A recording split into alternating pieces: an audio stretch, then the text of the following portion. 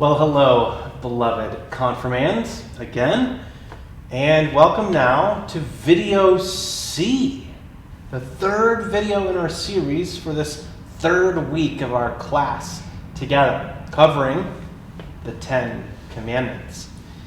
If you haven't yet watched videos A and B for this class number 3, please go ahead and do that.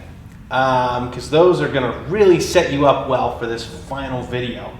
Because it all kind of makes sense in order. So make sure to go do those. If you haven't done them yet, take a couple days.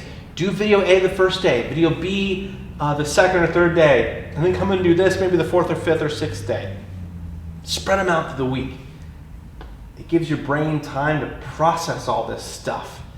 Because these are smaller snippets. I'm aiming for like 6 minutes or so each. I don't know how that's going to actually turn out. We'll see. But they are shorter snippets, but these are packed with information. So I want to give your brain time to soak it in. So yeah, don't watch them all in one night. That'll be boring for you. And just don't do it. Don't do it. It's the 11th commandment. That was a joke. So, let's jump in. 7th commandment. Do not steal. Do not steal. So this commandment seems pretty obvious at face value, right? Don't take stuff that's not yours. That's how it works. Don't take stuff that's not yours. That doesn't help anybody in society. But there's another angle. Because stealing is not just about going into a store and pulling something off the shelf and leaving without paying for it. It's more than about filling up your gas tank and driving away without paying. In fact, stealing can happen in a lot of different ways, one of which we often overlook is that sometimes if we are selling a product, maybe in our professional lives or maybe even at something at school, or we found something that someone else wants and we're going to sell it to them. If we make a profit off of stuff that is junky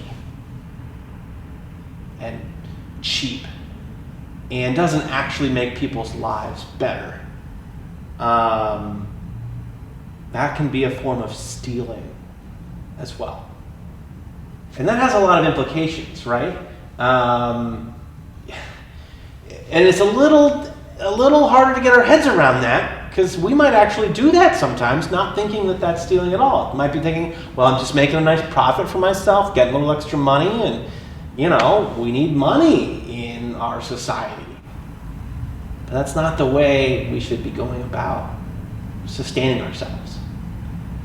Taking other people's resources to give them something junky that they don't even need.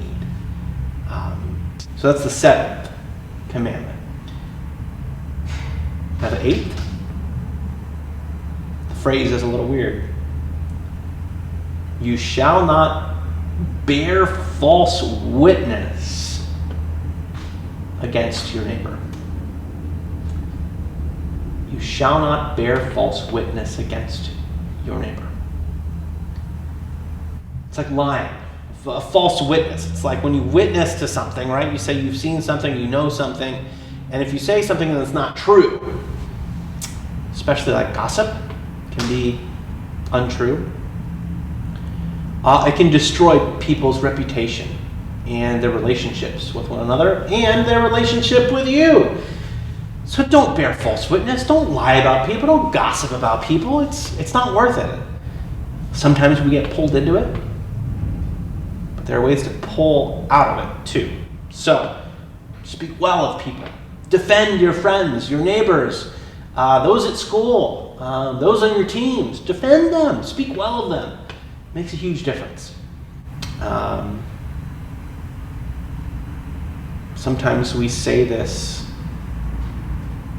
like, interpret everything they do in the most generous light possible. Yeah, so that's the 8th commandment. All right, we're here at the end.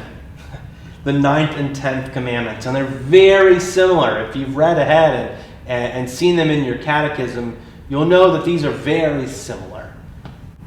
You shall not covet your neighbor's house, and you shall not covet your neighbor's stuff.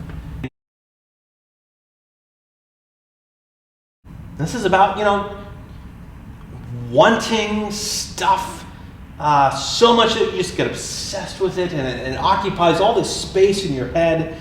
Let them have what they have. You have what you have. That's okay. We've all got stuff. If we don't have enough to live on, right, the basics, food, shelter, loving relationships, a safe family, if we don't have those things, then let's get those things. So remember, we're all in this together. You've got your stuff. They've got their stuff. That's okay. We'll make it through together. We'll rely on one another. That's part of the deal. So there you go. That's all the commandments, dear confirmands. 1, 2, 3, 4, 5, 6, 7, 8, 9, and 10. Thanks for sticking with us and sticking through this new format.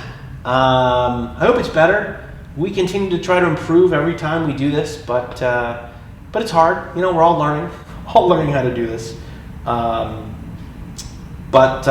stick with it, because these commandments, they're an important part of our faith.